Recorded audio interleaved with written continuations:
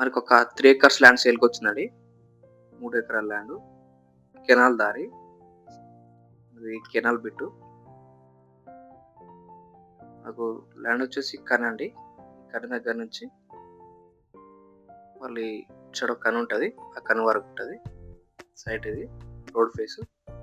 కనిపిస్తున్న కను వరకుంటదండి. 3 acres land ఇది.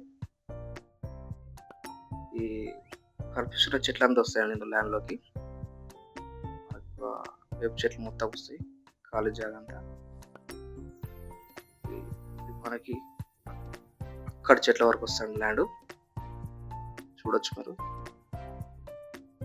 ఇది మనకు హైవేకి దగ్గరలోనే ఉంటదండి ల్యాండ్ ఇది. మనకది కనిపిస్తున్నది హైవే అండి. ఆ బిల్డింగ్‌ది. Hyderabad to Warangal national highway అది.